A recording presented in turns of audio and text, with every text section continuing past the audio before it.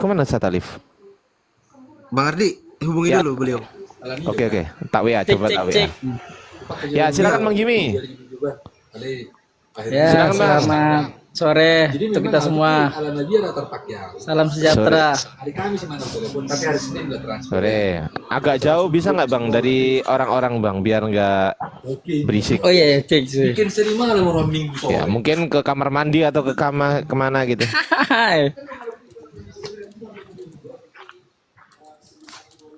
Ya, cek. Apakah di sini sudah bagus, Pak? Aman, bagus, aman. Aman. Gimana? Aman. Ya, ini Pak. Malam kan, kemarin itu sudah ini juga tanya-tanya jawab. Ya, siap. Kebetulan mungkin waktu itu Pak Ardi ya mungkin belum ada ya. Aduh. Tidak ikut. Iya, lanjut. Gimana? Jadi saya mau bertanya, saya baru-baru ini melihat di Google gitu, di Google. Ternyata saya kira juga di di Islam gitu ya. Saya lihat ada juga kelompok-kelompok begitu macam seperti ada yang Syiah, Sunni, itu apa tuh Pak ya? Sebelum saya lanjut. Oh, ini ganti topik maksudnya Bang Fandi. Gimana? Ya, silakan Bang Ardi. Beliau ini sering bertanya, dia mau belajar. Oh, ya udah nggak apa-apa. Oke, gimana? Jadi itu adalah beberapa banyak sekali firqah. Ya, kalau Syiah itu adalah firqah sesat. Tapi tidak kalau berdasarkan orang-orang yang sudah belajar gitu kan. Jadi Syiah itu ada yang mengatakan Syiah bukan Islam. Ada juga yang mengatakan itu Syiah itu tidak semuanya yang seperti itu. Ada yang masih tidak mencela sahabat Nabi ada. Tetapi yang mau dibahas di sini adalah semua Tuhan umat Islam itu sama. Allah Subhanahu wa taala. Mau apapun firqahnya, mau apapun alirannya, mazhabnya apapun juga Tuhannya sama. Allah Subhanahu wa taala, kitabnya sama Al-Qur'an, nabinya sama Nabi Muhammad. Terus bedanya di mana? Bingungnya di mana? Oke, terima kasih Pak untuk penjelasannya Ozazi. Ternyata itu ini ya, Tuhannya sama gitu ya. Oke. Tuhannya sama. Tidak ada yang bersaksi bahwasanya Allah bukan Tuhan umat Islam. Nggak ada yang kayak gitu. Semuanya umat Islam bersaksi Allah adalah Tuhan. Gitu. Baik Pak. Jadi saya lihat dari kelompok itu seperti tadi itu ada yang jenis atau kelompoknya yang tidak melakukan ini Pak, ibadah salat Pak. Ya, jadi saya pikir kelompok ada apa yang itu? Ada kelompok yang tidak melakukan salat. Kelompok apa itu tidak melakukan sholat? Bentar saya ambil ini ada di ini di Google, saya googling waktu itu. Ya silakan. Iya. Jadi beliau ini Bang Ardi, beliau ini dapat hak VIP bertanya sampai Yesus turun tuh kayak Nggak apa-apa. Nggak ada masalah. Karena kalau santun kita malah enak gitu. Gitu.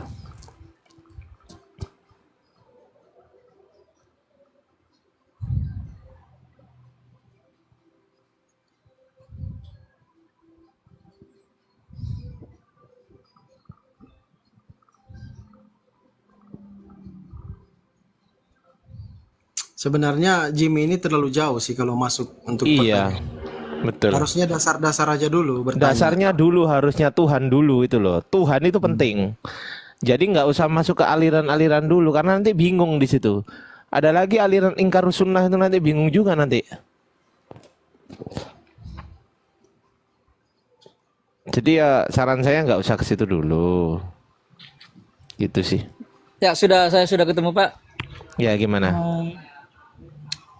Di sini dikatakan Syiah Jafari, Syiah atau 12 imam memang tidak mewajibkan ibadah salat. Nah, Ya berarti kalau itu bukan Islam. Karena saya tadi udah bilang, Syiah itu ada yang dikatakan bukan Islam, ada yang dikatakan dia masih Islam.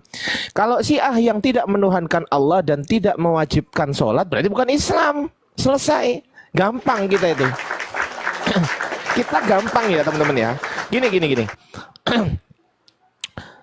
Saya di Ciri-ciri. mute ya host ya. Aduh. Halo. Ya, kamu diam dulu. Oh iya.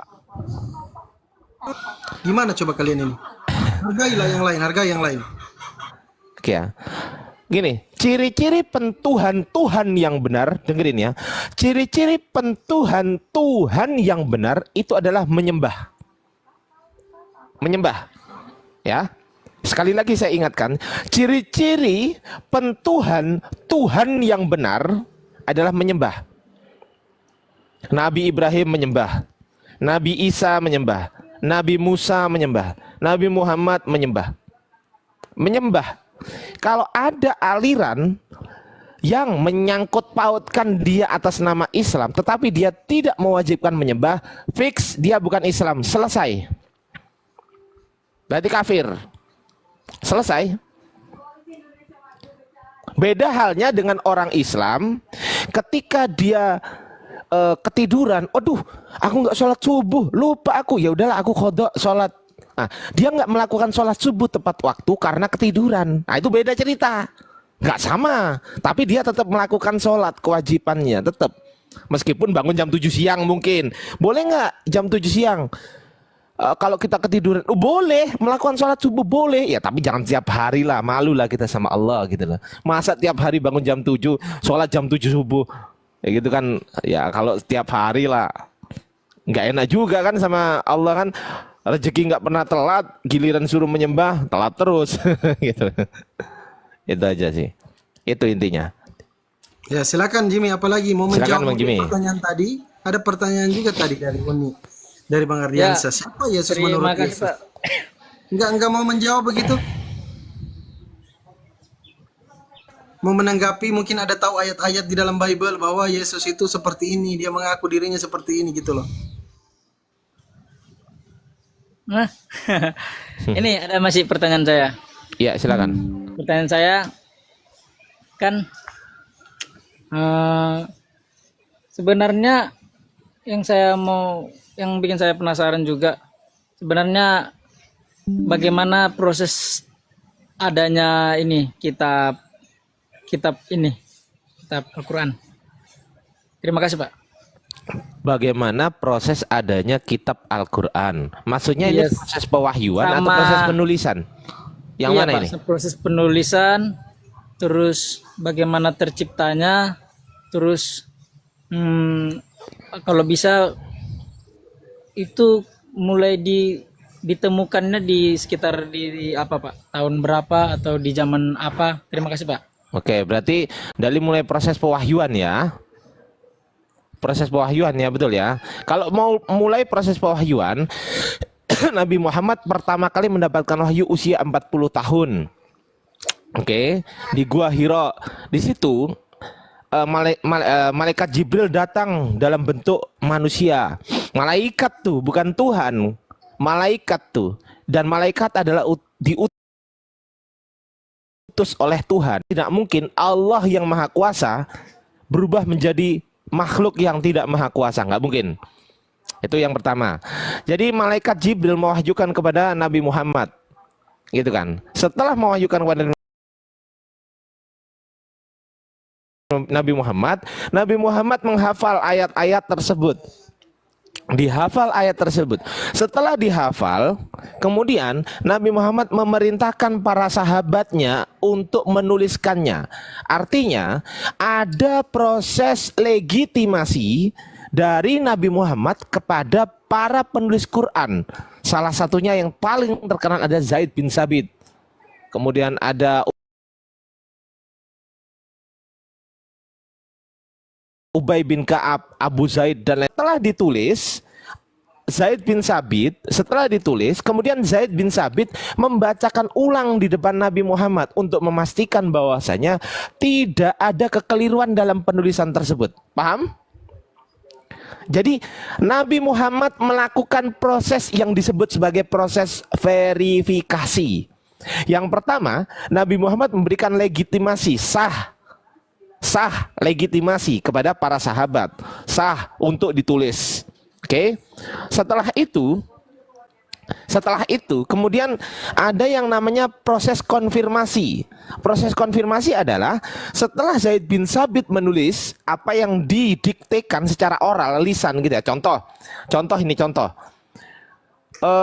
Coba Bang Jimmy ulangi perkataan saya. Aku makan nasi goreng. Coba ulangi. Itu benar tuh. Nah, itu namanya proses verifikasi dan proses konfirmasi. Paham ya? Jadi itu contoh itu. Nabi Muhammad juga begitu mendiktekan. Alhamdulillahirabbil alamin arrahmanirrahim maliki yaumiddin. Ditulis sama Zaid bin Sabit. Setelah ditulis, Zaid bin Sabit disuruh gini. Coba kamu baca ulang Zaid. Siap ya Rasul. Alhamdulillahirabbil alamin arrahmanirrahim maliki yaumiddin. Oh ya benar. Nah, Itu berarti berapa kali diulang itu Bang Ardi? Gimana? Berapa kali diulang itu? Ya kalau baginda Rasulullah? kalau itu nggak ada. Yang jelas ketika membacakan ulang dirasa benar ya, berarti itu sudah terkonfirmasi gitu loh. Jadi nggak mungkin ketika dibacakan ulang oleh Zaid bin Sabit terus kok salah ternyata terus Rasulullah nggak memperbaiki. Oh, itu nggak mungkin. Karena ada kisah para penulis Al-Quran itu dia disuruh menulis A, dia tulis B. Rasulullah mendiktikan B, dia tulis C. Rasulullah tulislah sesukamu. Marah Rasulullah. Kemudian marah Rasulullah. Kemudian ketika orang tersebut meninggal, kata Rasulullah begini, jasadnya tidak diterima oleh bumi. Tuh. Gara-gara apa? Gara-gara nggak nurut sama perintah Rasulullah pada saat menulis. Nggak nurut dia. Disuruh nulis A, dia tulis B. Disuruh nulis B, dia tulis C. Nggak nurut itu. Nah itu beda. Nah itu ada proses seperti itu, ada kejadian seperti itu ada gitu loh. Tapi Zaid bin Sabit semua menuliskan sesuai dengan apa yang dikatakan oleh Rasulullah. Itu proses penulisan ya kan ya. Jadi proses penulisan Al-Quran dilakukan pada masa Rasulullah masih hidup. Perlu diingat. Proses penulisan Al-Quran dan proses legitimasi itu dilakukan pada saat Rasul masih hidup. Beda dengan Bible. Nabi Isa atau Yesus tidak pernah sama sekali memerintahkan Matius, Markus, Lukas, Yohanes, wahai Matius, wahai Lukas, wahai Yohanes, tuliskanlah apa yang aku katakan. Gak pernah. Sehingga kitab tersebut tidak mendapatkan legitimasi atau pengesahan langsung dari Yesus. Gak pernah. Alias kitab tersebut adalah ilegal menurut Yesus. Ilegal menurut Yesus. Kenapa? Karena Yesus nggak pernah nyuruh nulis. Itu yang pertama. Gitu loh. Coba Bang Jimmy. Kalau misal Bang Jimmy seumur hidup tidak pernah berkata A, tidak pernah berkata B, kemudian setelah Bang Jimmy meninggal, kemudian ada sahabat-sahabat Bang Jimmy menuliskan, oh Bang Jimmy itu A, Bang Jimmy itu B. Bener nggak kira-kira? Ya, berarti begini Pak. Kalau itu kan karena mungkin tadi karena menyinggung ke situ ya, jadi saya juga karena memang kan itu kan tulisan kesaksian begitu Pak ya. Ya, tulisan kesaksian yang tidak tahu siapa yang nulis juga sampai detik ini. Nah, kalau sebenarnya kalau memang begitu, misalnya kehidupan saya terus ada yang tuliskan nanti di masa depan. Karena saya kan sudah mati ya. Sudah mati. Ya. Bang Jimmy. Bang Ardi dikit. Tapi gini. Misalkan silakan, gini Bang Jimmy sedikit aja. Contoh iya. Bang Jimmy setiap hari sholat 5 waktu. Contoh ya. Tetapi pas Bang Jimmy meninggal, ada orang-orang tertentu yang menulis Bang Jimmy itu tiap hari ke gereja, tiap hari mabuk-mabukan, gitu loh maksudnya. Silakan lanjut. Ya, betul. Gitu gimana Bang Jimmy? Apakah si penulis itu tadi mendapatkan legitimasi langsung dari Bang Jimmy? Mendapat gak?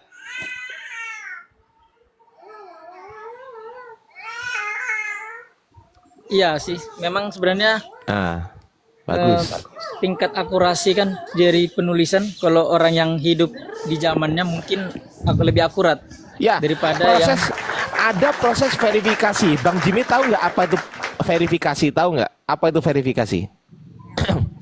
ini mengecek keaslian ulang Pak ya. Nah, proses verifikasi itu adalah proses pemeriksaan kebenaran. Ingat ya, verifikasi adalah proses pemeriksaan tentang kebenaran. Ingat, tentang kebenaran. Kebenaran apa? Ya kebenaran yang ditulis. Kan begitu. Pernah nggak Yesus melakukan verifikasi terhadap tulisan Lukas, Matius, Markus, Yohanes? Pernah nggak? Contoh, setelah Markus menulis, kemudian Yesus memeriksa. Coba Markus, sini tulisanmu, aku periksa dulu. Pernah nggak gitu? Nggak pernah. Artinya, satu, penulisan Bible tidak pernah mendapatkan legitimasi langsung dari Yesus. Nggak pernah. Satu. Teman-teman jangan lupa di follow akun saya ini ya. Oke. Satu, nggak pernah mendapatkan legitimasi atau secara sah diperintah oleh Yesus, nggak pernah. Itu satu. Kedua, proses penulisan Bible tidak dilakukan pada masa Yesus masih ada di dunia ini, betul? Tuh. Dua. Ketiga. Ya. Oh jangan. Ketiga. Proses penulisan Bible tidak pernah diperiksa langsung kebenarannya oleh Yesus. Artinya tidak ada proses verifikasi langsung dari Yesus. Gak pernah. Bang Ardi, Nggak pernah. ada pertanyaan di bawah. Untuk apa melegitimasi katanya? Tuh. Nah kalau nggak melegitimasi, ya kan? Kalau tidak dilakukan legitimasi oleh Yesus, berarti pengesahan itu datang dari mana? Datang dari siapa? Siapa yang berwenang coba?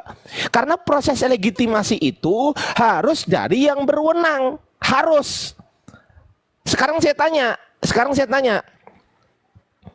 Ijazahnya Bang Jimmy ini dilegitimasi oleh negara nggak?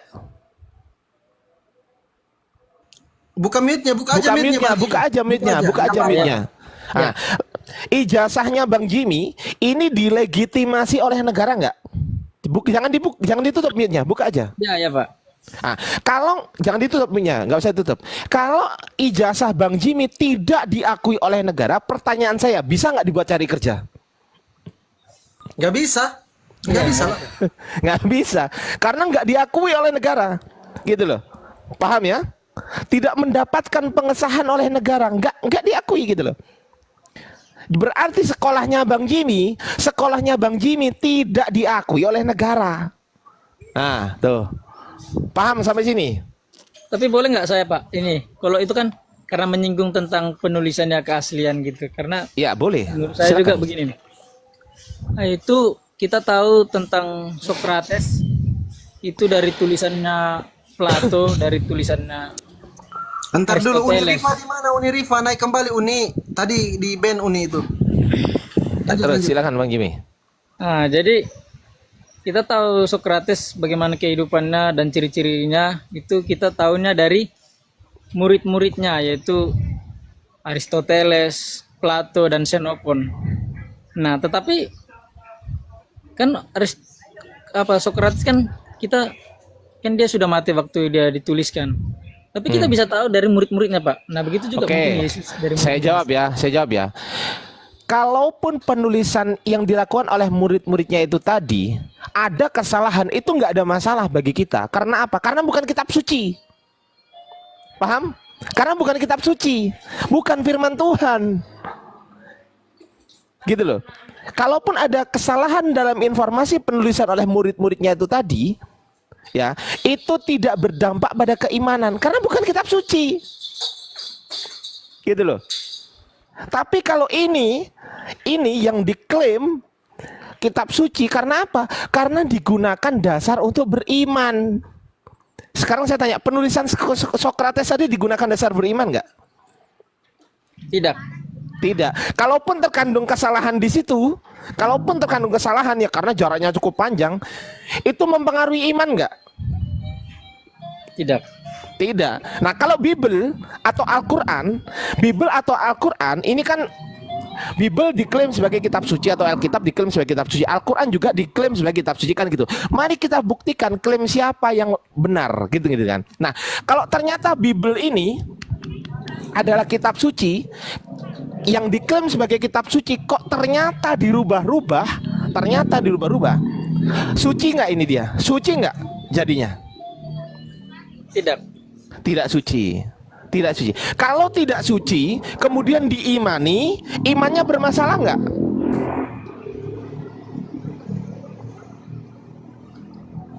Salah. Nah, iya, pasti bermasalah imannya. Gitu loh. Itu bedanya. Bedanya di situ. Kalau tulisan lain selain kitab suci, kok ternyata informasi dalam sejarah itu terjadi kesalahan, wajar. Karena bukan kitab suci, bukan firman dari Tuhan. Kalau firman dari Tuhan, wajib mendapatkan legitimasi dari yang berwenang. Yang berwenang siapa di dalam Islam? Allah yang berwenang memberikan kewenangannya kepada Nabi Muhammad SAW. Makanya diangkat jadi Rasul. Itu adalah berwenang. Allah berbicara begini, Allah berfirman begini, taatilah Allah, wa atiullah, wa atiur rasul, wa ulil amri minkum. Taatilah Allah, taatilah Rasul, dan taatilah para pemimpin di antara kalian. Jadi langsung dapat legitimasi itu dari Allah. Setelah Rasulullah mendapatkan legitimasi dari Allah, dari Tuhan pencipta alam semesta, kemudian Rasul memberikan legitimasi untuk penulisan kepada para sahabat. Wahai sahabatku, tulislah ini. Nah, gitu. Setelah ditulis, setelah itu selesai sampai situ? Enggak, belum selesai. Terjadilah proses verifikasi dari hasil tulisannya. Diverifikasi sama Rasul. Enggak setelah Rasul nyuruh nulis, setelah itu selesai. Oh, enggak.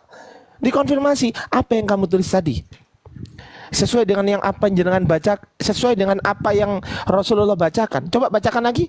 Baik ya Rasul. Alhamdulillahirabbil alamin arrahmanir rahim maliki yaumiddin. Oh ya benar. Ah, itu dapat itu. Dapat banget. Logis nggak itu? Logis nggak? Secara keilmuan sains, secara keilmuan ilmiah, itu logis gak menurut Bang Jimmy? Ilmiah nggak? Ilmiah nggak? Tapi kalau ini Pak, ya silakan. ini kalau nabi kan ini diapakan lagi kan dilegitimasi ya oleh yang apa? Nabi Muhammad. Apa itu? Maksudnya gimana itu? Ini saya mau bertanya, kalau saya pernah mendengar tentang kan memang kalau poligami kan memang disahkan ya, memang diperbolehkan. Tapi yang saya tanya, ini mau bahas poligami. Enggak, ini mau bahas penulisan kitab suci. Tadi kan kitab suci dulu. Kitab suci selesaikan dulu. Nah, yang mau saya tanya, kalau istri termuda Nabi Muhammad itu kira-kira usia berapa, Pak? Oke, baik. Saya akan membahas ini. Muda Nabi Muhammad, di dalam hadis disebutkan Aisyah dinikahi 6 tahun dan digauli 9 tahun. Tetapi kita perlu lihat dulu. Kita lihat dulu di situ ada perawi yang namanya Hisham bin Urwah. Hisham bin Urwah itu perawi. Nah, ini kalau di dalam keilmuan Islam itu ada yang namanya sanad ya. Sanad itu adalah transmisi. Begitu ketatnya umat Islam dalam sisi keakademisan, maka perawi-perawi tersebut kita harus tahu satu persatu siapa dia. bagaimana apa namanya, bagaimana dia meriwayatkan hadis tersebut, umur berapa dia meriwayatkan hadis tersebut, apakah dia pendusta atau tidak. Nah itu siapa nama bapaknya, itu harus diketahui. Ternyata Hisham bin Urwah ini betul adalah perawi yang jujur, betul. Tetapi pada saat dia meriwayatkan itu, pada saat usia 71 tahun dan sudah berada di Baghdad, Irak. Meriwayatkannya sudah berada di kota lain.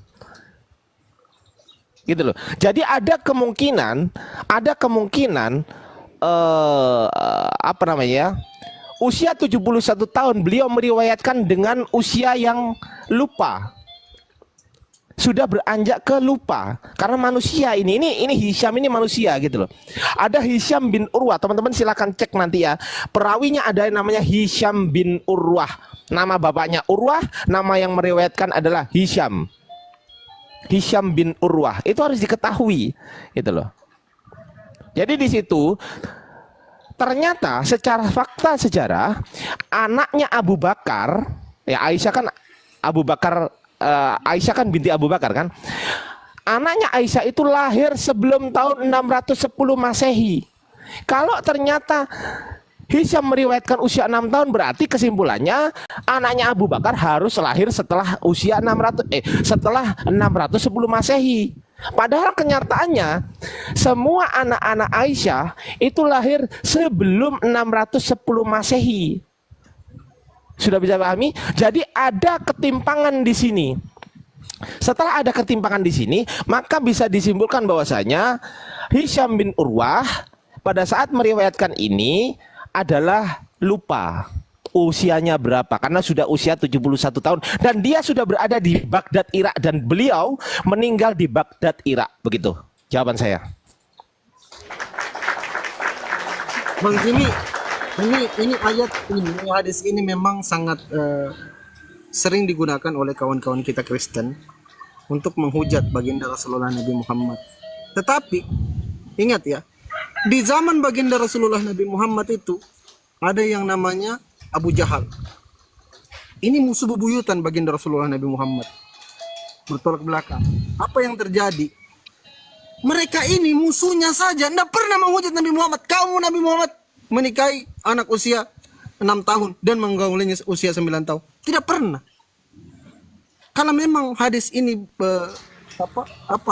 ukurannya Bang Ardi? Sahih ya? Apa sahih? Sahih. Kalau memang ukurannya sahih, ini dapat dipercaya, otomatis orang-orang musuh-musuh baginda Rasulullah Nabi Muhammad pada zaman dulu akan menghujat Nabi Muhammad. Kenapa kamu menikahi anak usia sekian-sekian? Iya. Pasti akan dikomplain oleh musuh-musuhnya. Silakan lanjut Bang Ardi. Pada kenyataannya memang nggak pernah ada komplain pada saat itu. Andai pun ya Bang Jimmy, andai pun saya salah menarasikan barusan, kok ternyata benar-benar Aisyah dinikahi 6 tahun dan digauli 9 tahun. Andai pun itu adalah benar, toh nggak ada masalah juga kok. Kenapa? Karena kita sedang memandang pernikahan Rasulullah 1400 tahun yang lalu dan kita bandingkan dengan pola pikir kita yang sekarang. Bang Jimmy tahu nggak? Ishak menikahi Ribkah usia berapa?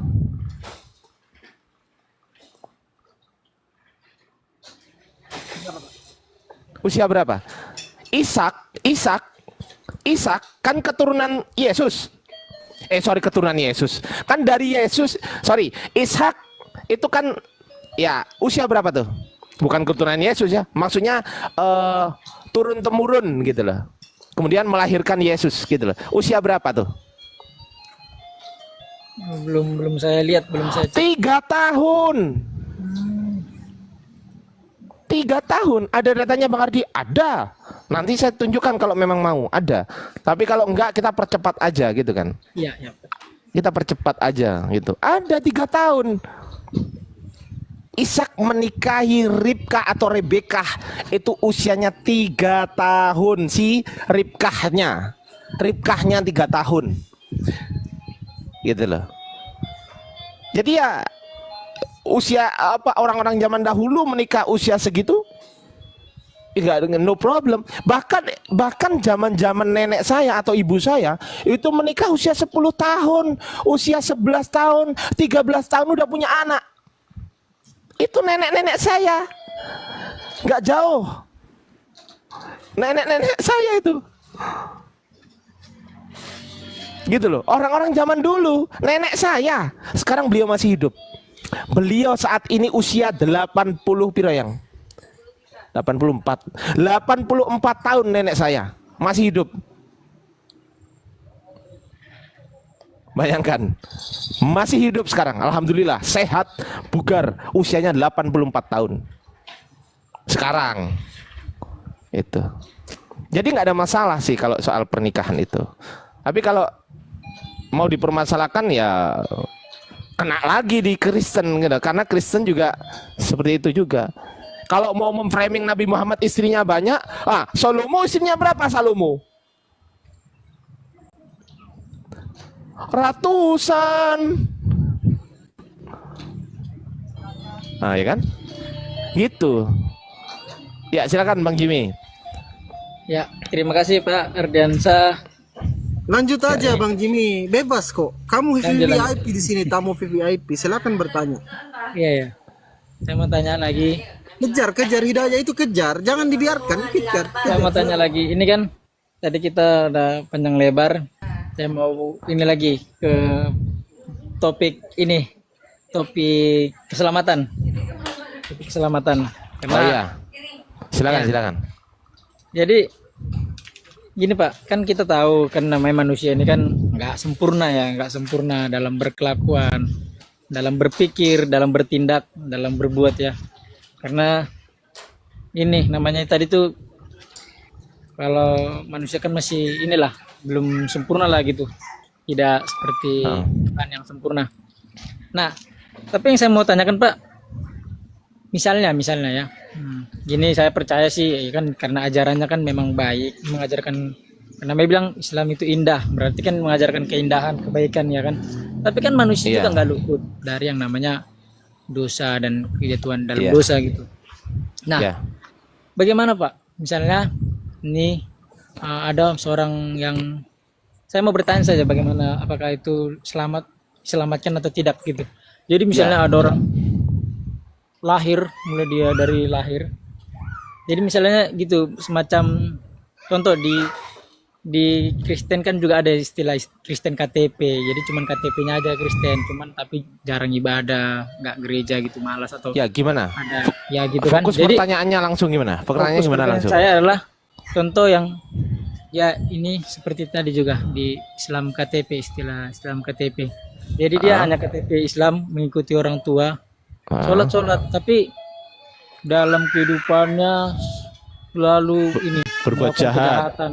Ya oke. Karena mungkin dia ini contohnya sampai mungkin terbawa-bawa pergaulan bebas begitu kan namanya manusia. Nah itu Pak. Terus dia mati, bagaimana Pak nasib mereka? Oke, ini mau dibandingkan atau cuma satu kasus ini doang? Dari pandangan kita Pak, dari pandangan ini agama. Saya tambahin biar ada perbandingan gitu loh. Ada orang Islam tapi dia dosanya sangat besar gitu kan? Ya boleh Pak, boleh ditambah saja. Dibandingkan begini, dengan ada orang yang sangat baik sekali selama hidupnya tapi dia bukan Islam atau Kristen, dia Kristen tapi dia baik sekali, tapi dia Kristen artinya dia nggak menyembah Tuhan yang benar, nggak menyembah Allah Subhanahu Wa Taala. Nah, itu mari kita bandingkan di situ. Ya dibuka aja mute-nya biar enak kita komunikasinya, nggak usah di mute. Oke ya. Oke, kita bandingkan kasus pertama, orang Islam, dia Islam agamanya, dia menyembah Allah, tapi dia jarang sholat, dia sangat melakukan keburukan, kejahatan gitu kan. Yang kedua, orang Kristen. Aku Islamnya Bang Ardi, Jimmy Kristennya, coba. Ya oke. Saya melakukan kebaikan. Ya, Bang Jimmy melakukan kebaikan tapi nggak menyembah Allah. Ya. Jawabannya begini. Saya jawab dengan kalimat interrogatif. Contoh, saya seorang dosen. Saya mengajar di sebuah kelas, gitu kan. Saya mengajar di sebuah kelas. Ketika saya mengajar, murid-murid saya, mahasiswa saya tanya, ayo coba silakan jawab pertanyaan saya. Nggak ada yang bisa jawab. nggak ada yang bisa jawab. Tiba-tiba ada orang di depan kelas, dia bilang gini, aku Pak dosen. Apa kamu? Siapa kamu? Nama saya A. Oh, kamu mahasiswa sini? Bukan. Oh, mau jawab pertanyaan saya? Iya. Bisa? Oh iya, jawabannya ini. Oh iya benar. Ternyata benar jawabannya dia. Tapi dia bukan mahasiswa saya. Oke, suatu saat saya ngajar lagi. Mahasiswa saya tanya lagi. Nggak bisa jawab lagi. Tiba-tiba dia datang lagi. Saya Pak dosen. Loh, kamu datang lagi? Iya. Kamu mahasiswa saya apa bukan? Bukan Pak. Kok kamu bisa jawab? Iya Pak, saya bisa jawab Pak. Tapi saya bukan mahasiswa Bapak. Oh gitu, oke. Pertanyaan saya, siapakah yang berhak diwisuda kelak? Apakah mahasiswa saya atau dia yang sudah menjawab pertanyaan saya dengan benar? Siapa yang berhak mendapatkan wisuda? Sebenarnya yang berhak diwisuda tetap mahasiswa, tapi Kenapa? Kenapa? karena kan dia mendaftar di sekolah, Nah, pinter, mantap. meskipun dia bodoh. Pinter. Meskipun dia bodoh, meskipun dia mendapat nilai saya jelek, nilainya buruk, ya kan? Karena kebodohannya, karena ketidakbisaannya dia, maka konsekuensinya dia harus mendapatkan nilai yang buruk, betul? Nah, Betul? Tapi dia berhak diwisuda nggak? berhak. Berhak. Kenapa? Karena dia punya tiketnya. Tapi Dia pegang boleh nggak dia tiket. nggak lulus kalau nggak selesai skripsinya? Loh, gimana? Misalnya dia nggak menyelesaikan skripsinya karena dia kan bodoh, jadi dia nggak Oh, bisa berarti mahasiswa saya keluar dari kampus. DO. Murtad berarti.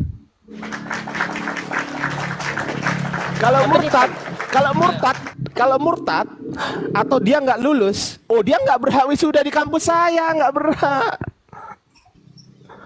Paham? Artinya sebaik apapun manusia itu, ketika dia tidak punya tiketnya, dia tidak bisa wisuda. Paham Bang Jimmy?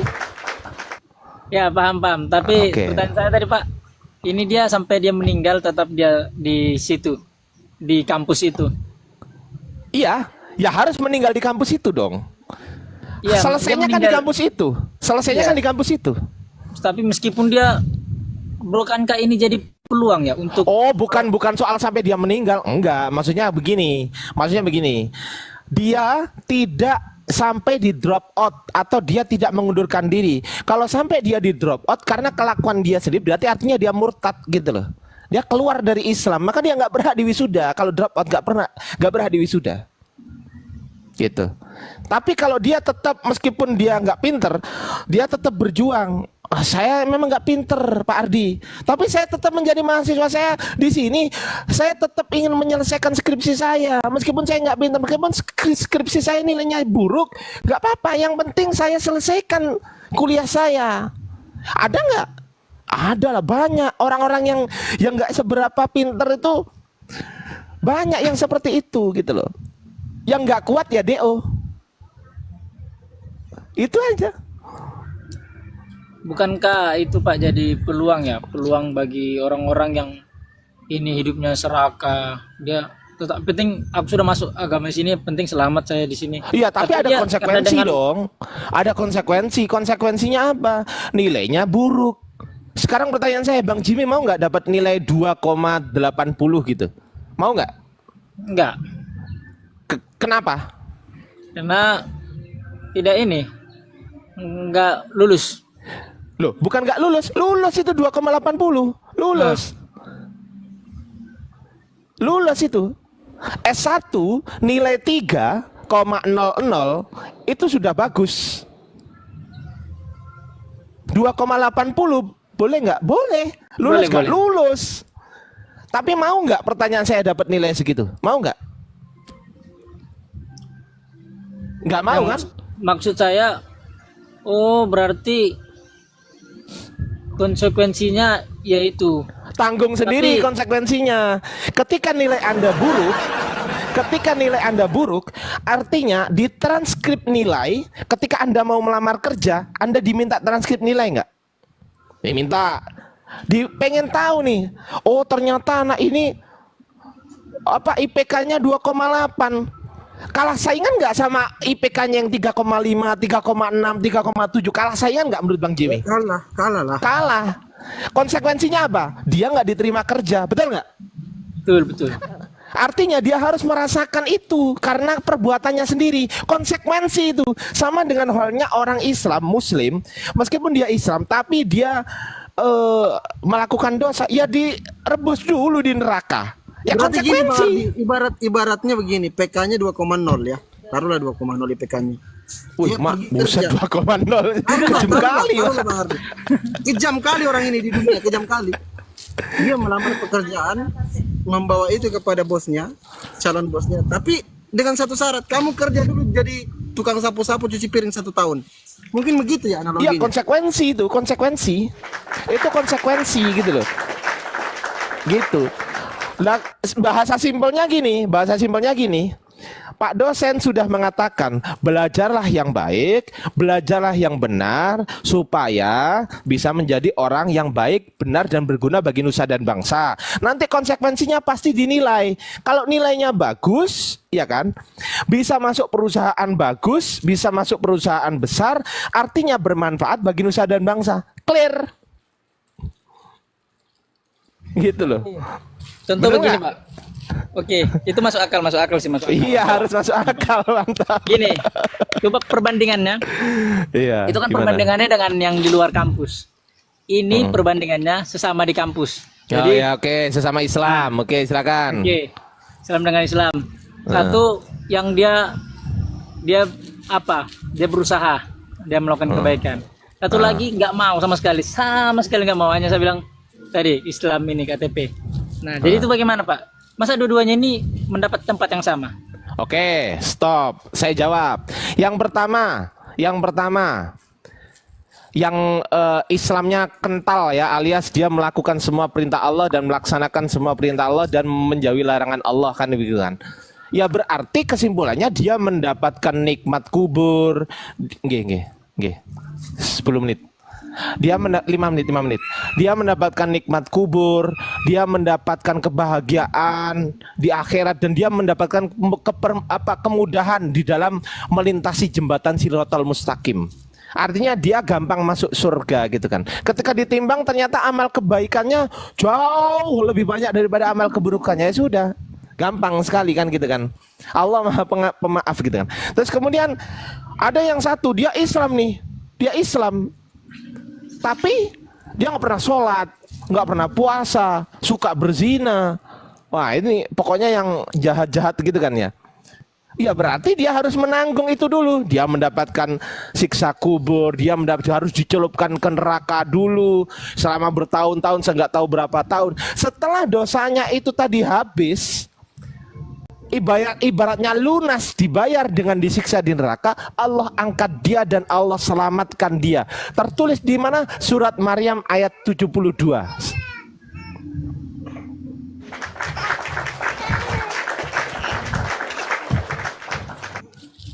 Gampang. Kalau Tetap gini, masuk Bang Ardi. surga, tetap Bang masuk Ardi, surga, gini aja. tapi ya Gini aja. disiksa dulu di neraka dong. Baik, sedikit analoginya ke Ya, silakan. perkuliahan ya. Saya dengan Jimmy itu satu kampus, satu kelas, oke? Kita satu kelas. Kita sama-sama mendaftar. Oke? Ceritanya nilai saya itu lebih tinggi dari Jimmy. IPK saya 3,7 lah. Jimmy 2,0. Oke? Kalau kita masukkan berkas kepada bos, ya jabatan untuk saya dengan untuk Jimmy jelas berbeda. Saya Betul. dapat manajer dong saya. Manajer dong. Tapi kalau saya punya orang dalam, Betul. Sebentar. Siapa orang dalammu di surga? Memang ada orang dalam di surga. Nggak ada orang dalam mah. Nggak ada orang dalam. Ada aja. Emang Kamu dari Tuhan mana kau? Tuhan itu maha adil. Nggak mungkin Tuhan berbuat korupsi. Ya kan? Bener nggak? Bener nggak? Benar. soalnya kan Nggak kita mungkin. di perusahaan-perusahaan zaman sekarang, Pak, harus orang dalam, Iya, Pak. ini analogi. Ini Kalau lagi di sana analogi nih. nggak ada orang Siap, dalam. Kau mau ambil orang dalam dari mana di sana, di atas? Nggak ada. Jadi ibaratnya kalau saya IPK 3,7 atau 3,9, Jimmy 2,0, Jimmy menghadap ke tempat kerja tempat saya sama-sama mendaftar pekerjaan, otomatis lebih tinggi jabatan saya, manajer. IPK saya 3,9. Jimmy hanya 2,0. Jadi Jimmy nyapu-nyapu dulu 1 tahun. Cuci-cuci dulu cuci piring dulu. Nanti setelah saya naik jabatan jadi bos, Jimmy baru naik manajer. Iya. Itu memang konsekuensi itu logis. Konsekuensi itu logis. Siapa yang mengerjakan kebajikan dibalas kebaikan. Siapa yang mengerjakan keburukan dibalas keburukan. Orang kafir yang mengerjakan kebaikan di dunia ini dibalas oleh Allah dengan kebaikan juga. Jadi Allah itu membalas kebaikannya Bang Jimmy, tapi hanya di dunia, tidak untuk di akhirat. Gak dapet. Tapi kalau orang muslim ketika mengerjakan kebaikan dibalas di dunia dan dibalas di akhirat. Beda. Begitu. Nah, muncul pertanyaan, Pak. Sabar, aku berhubung mau ngantarkan ibuku ke rumah sakit. Oh, iya, aku izin mute ya. Bang sama Bang Pandi dulu ya. Pokoknya aku izin mute ya. Oke. Aku izin mute. Oke.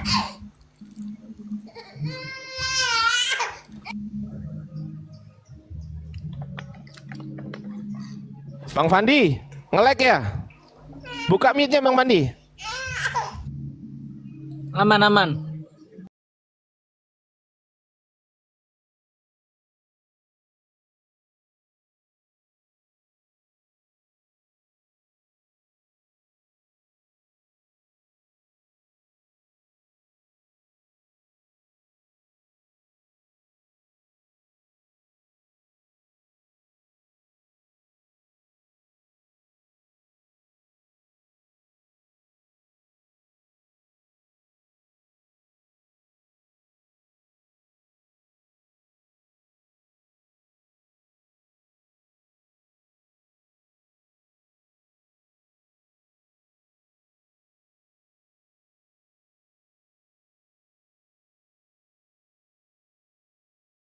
Manusia yang menampakkan kodrat menjadi Tuhan.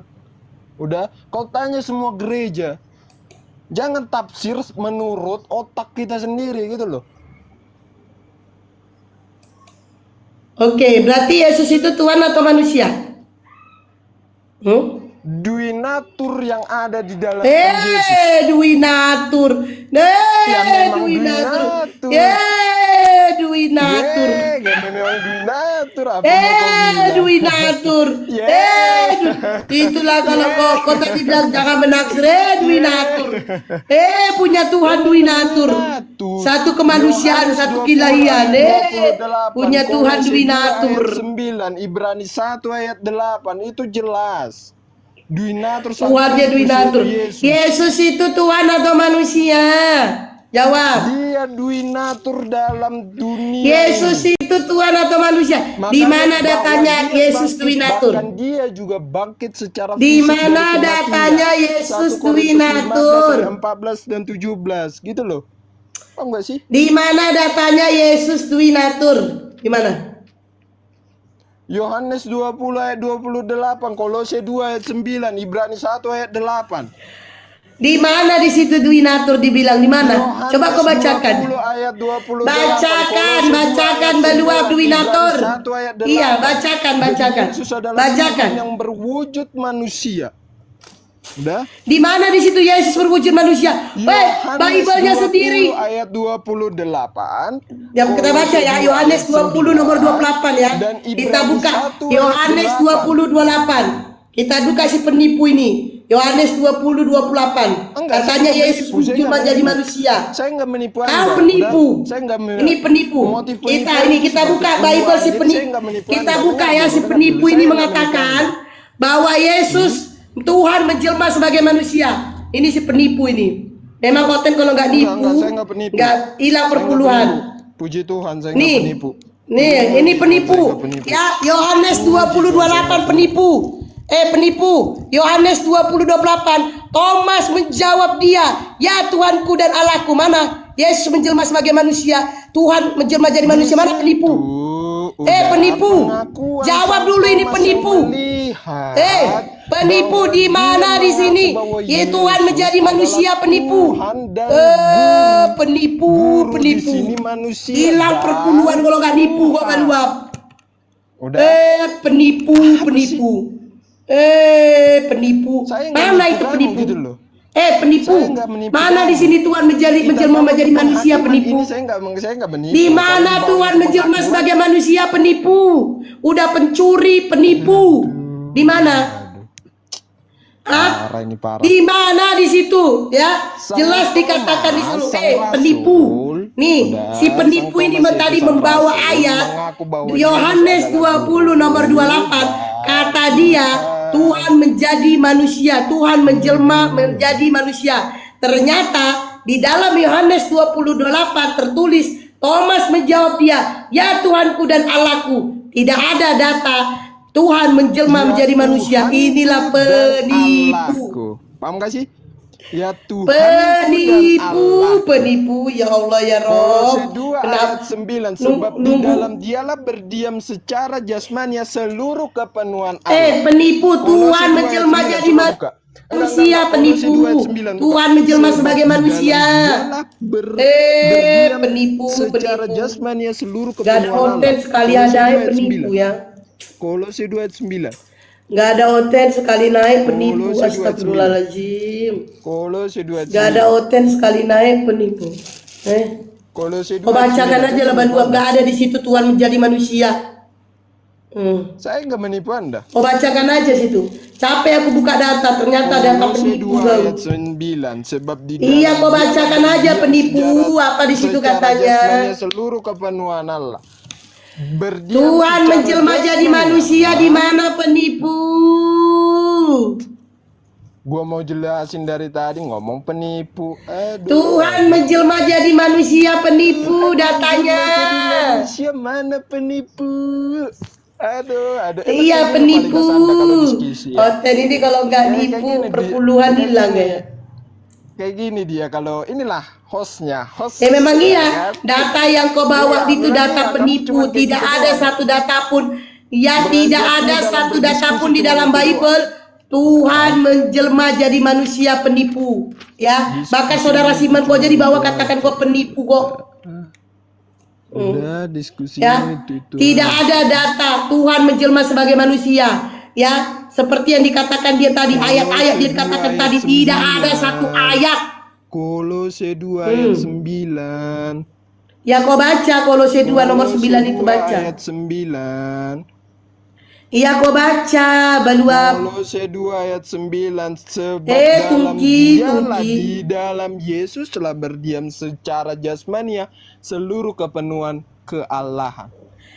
Di mana datanya Tungki? Tuhan menjelma menjadi manusia. Nggak masuk. Di mana datanya penipu? Kolose 2 ayat Tuhan menjelma sebagai manusia penipu di mana? 9. Astagfirullahaladzim. Aduh, ya Allah ya Rob. Memang kalau Kolose 2 ayat 9. aduh, inilah kalau akibat kau punya Tuhan manusia. Ya, tidak ada data Tuhan menjelma sebagai manusia. Kau bawa data penipu. Kedua, tadi kau bilang duinatur. Tidak ada juga datanya Tuhan kau duinatur. Penipu. Saranku penipu. Tobatlah kau menuhankan manusia, itu saranku. Iya, puji tukang. Iya, puji tukang. Kau katakan Yesus itu Tuhan, kau penyesat. 2 Yohanes 1 nomor 7, kau penyesat. Kalau kau mengatakan Yesus itu Tuhan. Berapa? Ya. Berapa? 2 Yohanes 1 nomor 7. Kalau kau katakan Yesus itu Tuhan, kau penyesat. Ya, 2 Yohanes 1 nomor 7. Sebab banyak penyesat telah muncul dan pergi ke seluruh dunia yang tidak mengaku. Udah? Sebab banyak penyesat yang muncul dan pergi ke seluruh dunia yang tidak mengaku. Udah? Ini bukan yang mengaku Yesus adalah Udah Tuhan. sambung, baca terus. Belum selesai, udah kau sambung. Kenapa kau diam? Yang tidak mengaku Iya, bahwa sambung. Yesus Kristus telah datang sebagai manusia, itu adalah penyesat dan antikristus. Kau penyesat. Mengaku kalau Kristen mengaku Tidak bahwa mengaku Kristus dan Yesus datang sebagai manusia. Sebagai manusia. Tadi kau bilang Yesus Tuhan. Kalau dia tidak mengakui. Kalau Tadi dia kau tidak bilang Yesus mengakui. Tuhan. Inilah ya guys ya. Kalau Tadi gini, kau kalau bilang nggak paham itu Yesus begini. Jadi Tuhan. begini. Giliran di bawah ayat ini. Oten penipu. Yang tidak mengaku di sini jelas yang tidak mengaku bahwa Kristen itu menjelaskan bahwa Kristus datang mengambil kodrat sebagai manusia. Di sini jelas yang tidak mengaku bahwa Yesus Kristus telah datang menjadi manusia. Udah? Tadi kau bilang Yesus Tuhan. Tadi kau bilang Yesus Tuhan. datang menjadi manusia, menambahkan kodrat menjadi manusia. Di sini jelas yang Tadi tidak kau mengaku bilang bahwa Yesus Tuhan. Kristus telah datang. Yesus adalah Tuhan. Tadi kau bilang Yesus Tuhan. Yang tidak mengaku bahwa Yesus Kristus telah datang. Tadi kau sebagai bilang Yesus manusia. Tuhan. Saya dari tadi bilang Sang Firman menambahkan kodrat menjadi manusia. Lah, Jadi Firman. kemanusiaannya ini tetaplah Tadi aku Tuhan. tanya Yesus Tuhan apa manusia Tuhan. Coba. Arti Berarti dari Tuhan menurut kau menuangkan firman. Menurut Kau menuangkan firman. Menurut Tuhan itu menurutmu itu apa? Tuhan itu adalah sang Tuhan pencipta menurutmu langit itu dan apa? bumi. Tuhan itu sang pencipta Halo? langit dan bumi. Oh, pencipta langit dan bumi. Kenapa? Ya, Tuhan Manusia. Jadi dia berhak juga Tuhan. Jelas? menuhankan perkataan. Firman itu adalah perkataan. Berarti kau menuhankan perkataan. Astagfirullahaladzim. Berarti kau menuhankan perkataan. Dia menertawakan diri sendiri. Gak usah melucu lah Badu. Memang Udah tolong banyak, kali Badu. itu. Gak usah Berarti kau melucu. menuhankan perkataan lah ya. Tuhan menciptakan dengan apa? Ya. Firman. Kau menuhankan perkataan ya. Menambahkan kodrat menjadi manusia gitu. Iya, firman itu perkataan. Kau menuhankan perkataan kan? Hah? Gak usah melucu. Kau menuhankan perkataan. Nangis sendiri dia mengaku nangis. bahwa Tuhan Dia menciptakan tertawakan dengan diri firman. sendiri. Udah Di- jadi firman iya. ini menambahkan kodrat menjadi Iya. manusia. Kau Udah, menuhankan manusianya perkataan. ini Kau menuhankan perkataan kan? Kau menuhankan perkataan. Nah, dia ketawain Aduh, diri. sakit perutku. Kasihan kali dengan oten-oten ini. Dia menertawakan perkataan. memang melawan Firman rezeki. itu adalah perkataan. Berarti kau menuhankan perkataan kan? Kau menuhankan perkataan. Kasihan kali lah kalian ya. Jadi begini Diskusi sama Pak, Badu. oh Mbak, Bang, kasih aku kesempatan. Ya bicara. kenapa? Ya Tuhan silakan. Kristen. Jadi judulnya Tuhan Kristen tidak ada kuasa ya, Iya, itu judulnya ya. Jadi begini, iya. Islam sangat dia tegas mengatakan bahwa berbohong itu adalah bagian dari dosa. Nah, Oh, betul, betul, betul, betul. yakin Yakin kan? Nah, yakin kan? yakin. Jadi ada juga istilah Al-Quran menegaskannya tentang keilahian Yesus. Anda percaya? Di mana Yesus? Ada nama Yesus dalam Al-Quran di mana? Di mana? Kita sebut Isa. Sebutkan datanya. Kita Isa. Ya, Isa ya. Terus Berani nggak menerjemahkan? Anda mau menyamakan Yesus dengan Isa? Nah, dengar lu. Pada abad-abad. Saya tanya, Anda mau menyamakan Yesus dengan Isa? Iya. Iya. Kalau Anda mau menyamakan Yesus dengan Isa, jangan menuhankan Yesus. Ya. Nah, Dari mana ya, dalilnya? udah, jangan tuhankan. Anda tahu nggak sejarah Isa Satu-satu, itu? jangan usah takut. Nggak, dengar lu. Satu-satu, jangan Dengar lu. menuhankan Yesus. Dengar lu. Anda menyamakan Isa dengan Yesus, jangan kau tuhankan Yesus. Jangan kau Begini, tuhankan. dengar lu. Dengar Gak ada lu. begini, gak ada begini. Dengar lu. Jangan Anda kau tahu tuhankan sejarah Yesus. Isa itu Tidak terbentuk ada dari mana? begini. Anda tahu nggak tidak ada sejarah Isa itu begini-begini. di mana? Enggak, sejak kapan kau tidak menurut? Gak ada begini-begini, gak ada begini-begini. Berarti kau Anda menyamakan. penipu kau. Coba Eh, kau dengar lu. Anda Coba. menyamakan Kau Yesus penipu. dengan Kau Isa. penipu. Kau yang penipu, kau yang penipu. Kau berani Kau nggak mau samakan menerjemahkan Yesus itu? dengan Isa.